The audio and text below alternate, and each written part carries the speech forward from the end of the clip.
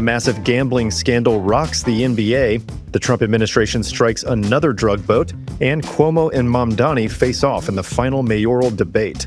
I'm Daily Wire Executive Editor John Bickley with Georgia Howe. It's Thursday, October 23rd. This is Evening Wire. A massive NBA gambling scandal erupted this morning, and it's already led to several arrests, including high-profile figures. Crane & Company host David Cohn has the story. The FBI arrested a player and head coach today as part of an investigation into illegal gambling. Miami Heat point guard Terry Rozier was arrested at a hotel in Orlando a few hours after his team played without him. Then news broke that Portland Trail Blazers head coach Chauncey Billups has also been taken into custody and charged in an illegal poker operation tied to organized crime. According to NBC, former Cleveland Cavaliers player and assistant coach Damon Jones was also arrested and charged in connection with illegal gambling.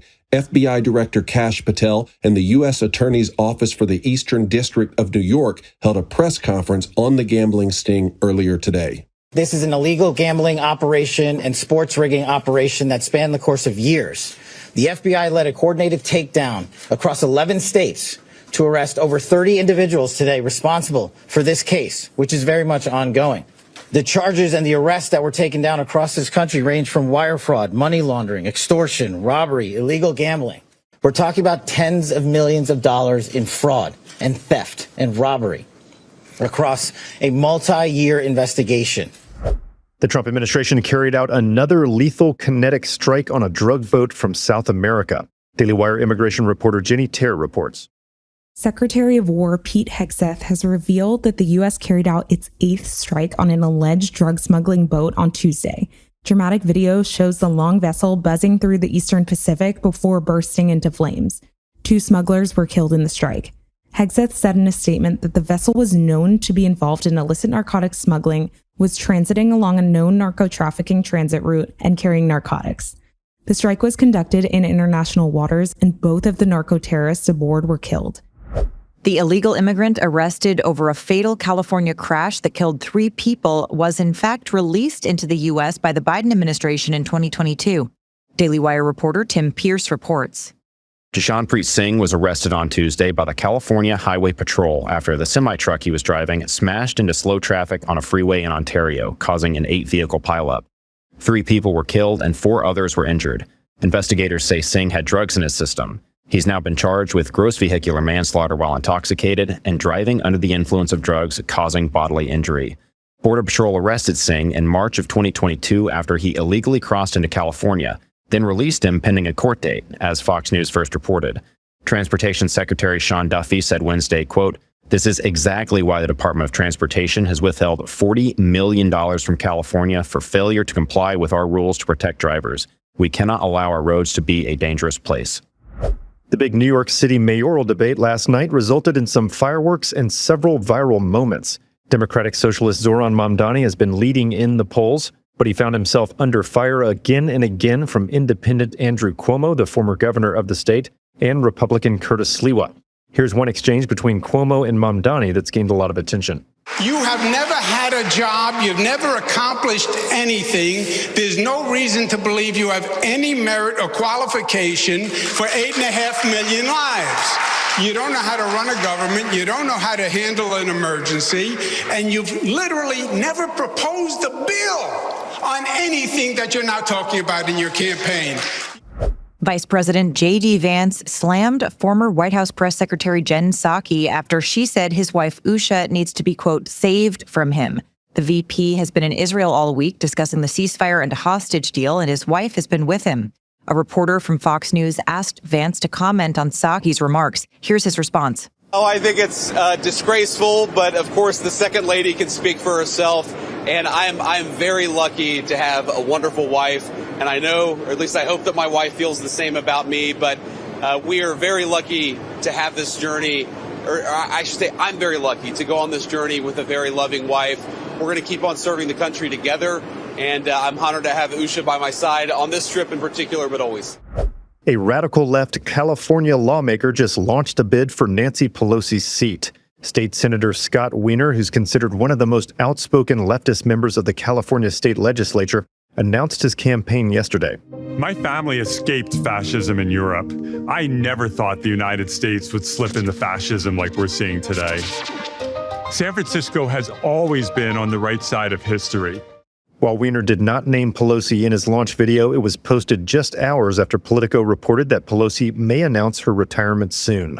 Some of the campaign points on Weiner's website include far-left LGBT issues and fighting against the Trump administration's immigration policies.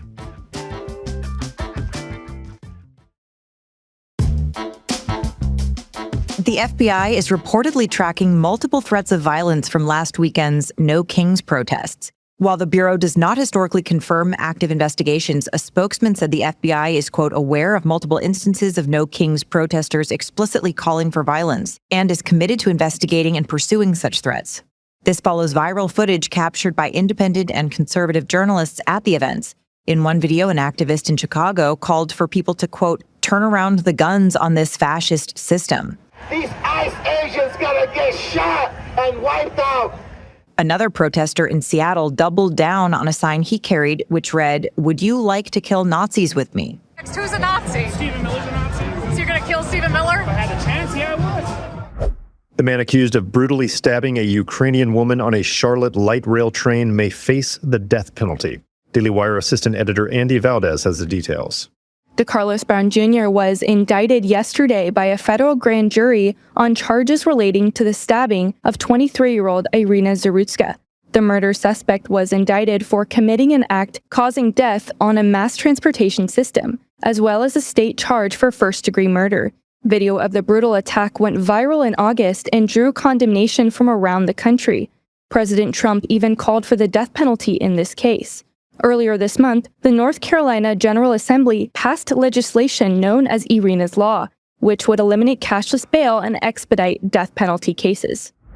The Minnesota Supreme Court just gave a major lift to a male athlete who wants to compete against women. Daily Wire senior editor Joel Needler has the latest.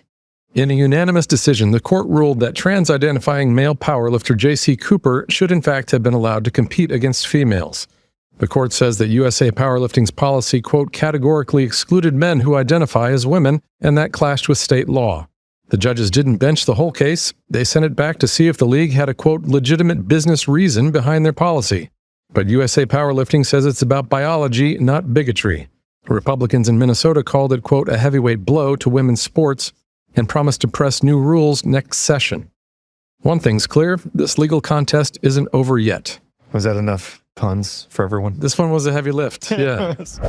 In another win for President Trump and the GOP, Republicans in North Carolina likely secured another U.S. House seat for Republicans in the 2026 midterm elections.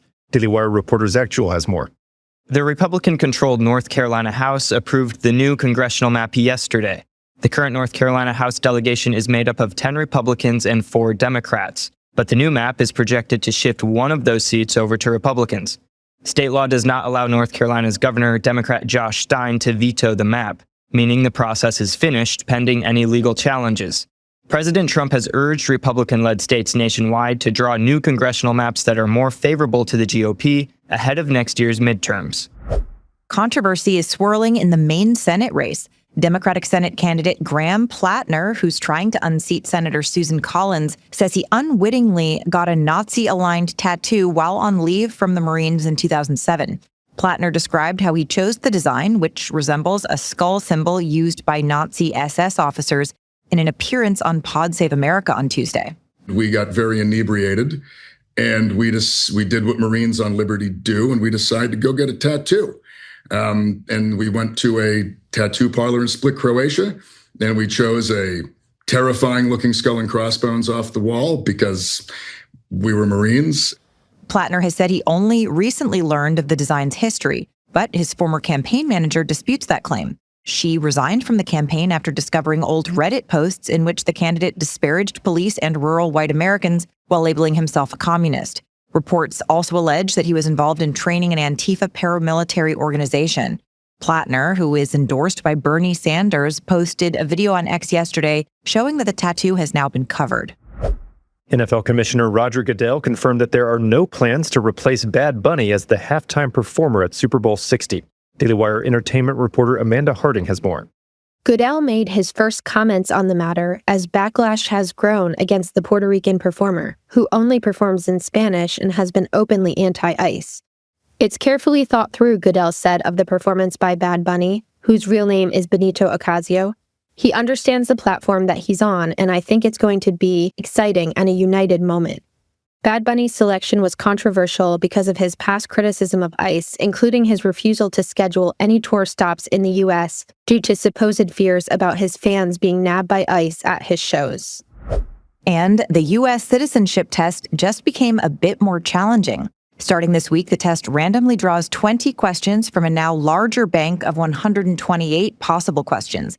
The applicant must get 12 correct answers to pass. The answers must be spoken out loud. So, John, I have a question for you from the new test. What year did women get the right to vote?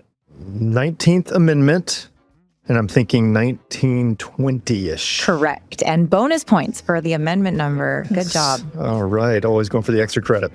All right. Those are your drive home updates. To learn more about these stories, go to dailywire.com. And in case you missed it this morning, we covered some major stories, including Christian persecution reaching a fever pitch in Nigeria, Russia saber rattling with a nuclear drill, and an illegal immigrant activist allegedly ramming an ICE vehicle in Los Angeles.